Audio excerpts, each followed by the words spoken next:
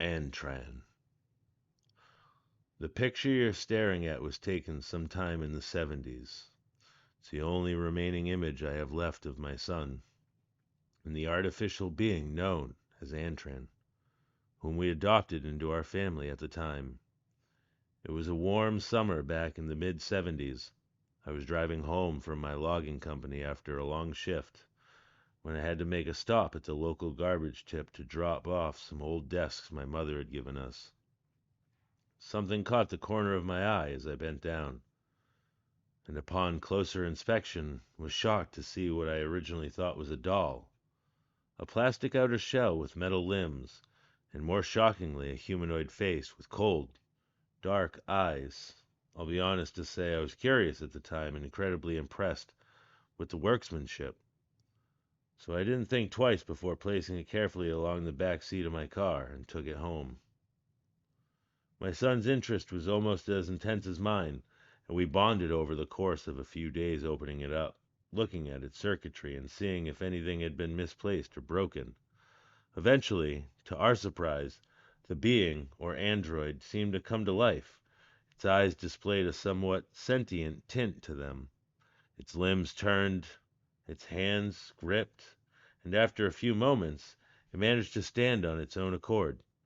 Needless to say, we were scared, yet fascinated. Who could have created such a wonderful and remarkable piece of work? I thought to myself. It wasn't until a few weeks later that I realized this wasn't a toy or a doll. It showed incredible signs of intelligence and thinking ability. It learned to do everyday things such as taking the trash out, playing with my son's toys. He even had a favorite, a small red car that he'd drive alongside the kitchen counters. It learned to mimic our ways, trying to eat from a fork despite having no digestive system, moving its mouth despite lacking the ability to speak. I knew this was something else, perhaps a military piece of hardware, or a private project. I knew I should have handed him in, but when I watched my boy play with it so happily, his face lit up. I couldn't do it. He's always been so lonely. This was one of his only friends. What kind of father would I be to deny him the right of happiness? It couldn't hurt to allow him to keep for a while.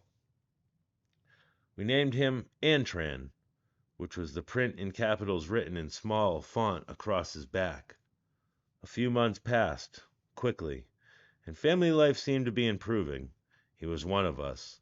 My lad's grades improved, his mood improved, everything was getting better.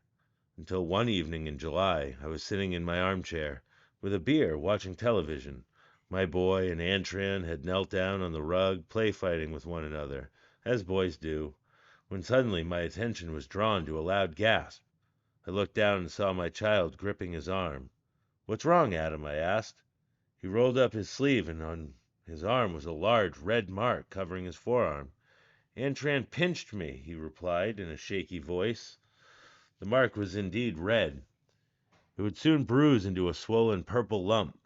My fatherly instincts took over me, and like a parent telling off a naughty child, I shouted at the android.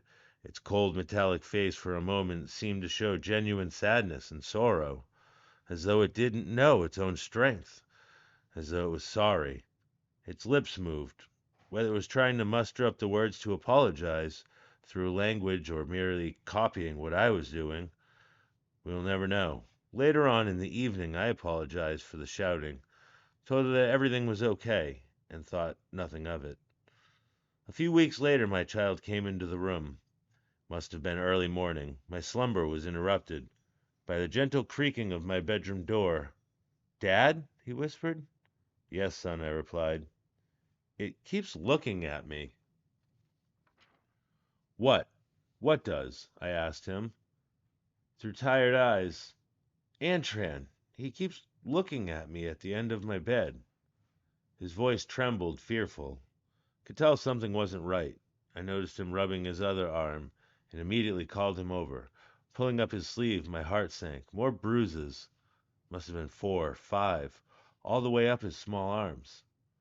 "Take off your shirt, Adam," I asked, trying to keep calm. I could feel a cocktail of emotions rising within me. Panic, fear, anger. He took off his shirt at the waist, pulled over his small head, and my heart sunk further, and my eyes welled up. Before me, my son stood, his small frame coated in bruises, different sizes, different shades, browns, purples. Immediately, I got up and stormed to Adam's room. Nothing. I shouted at the top of my lungs for being, looking under the bed, out the closed bedroom window. Nothing. Suddenly, a loud knock from above us, then hard footsteps. It's in the loft, I whispered, my eyes to the heavens. As I paced down the corridor, I noticed the walls on either side of me were coated in scratches all the way up to the now swinging piece of string that leads to the small loft door. Slowly, I pulled it open. Telling my scared son to stay where he was, the ladder fell down, and I climbed up. Taking a hold of the torch he left on the side of the opening, I turned it on, only to find the small window we have in there to be smashed. It had escaped. Immediately, I considered calling the emergency services. But who's going to believe me? A sentient, metallic being hurting my child? They'll take one look at those bruises and they'd have locked me up for abuse. I had no choice but to keep quiet. Weeks, then months passed. Every time we went outside, we noticed ever-increasing signs of Antran's presence. Familiar scratch marks along the bricking of my home. Plants had been disturbed. Patches of mud leading up to the windows. I feared for my son, taking him to and from school, never letting him out of my sight. What had caused this sudden hostility towards us? Had we done it wrong? Was it my shouting? I found myself speaking out loud in evenings, apologizing to the walls, to an empty room in the hopes Antran would hear, hoping he would stop the taunting, the endless stalking of my home. But my attempts were in vain. If I had known what would come, I wouldn't have slept that night. My sleep, once again disturbed, though this time by a blood-curdling scream. My eyes darted open, and immediately, almost as a natural instinct, I rushed to my son's room. It was too late. The room had been turned upside down. Everything was on the floor, the bed sheets ripped, and his windows smashed. I burst into tears, screaming at the top of my voice for my son back. I called the police, telling them my son had been kidnapped. They asked if I had seen the culprit. If I lied and said I hadn't, hoping the images of my son would be enough, like they'd believe that this doll was sentient, harmful. For the next few days, I cried myself to sleep, sobbing like a child. Life wasn't worth living anymore. I wish I had never found that thing.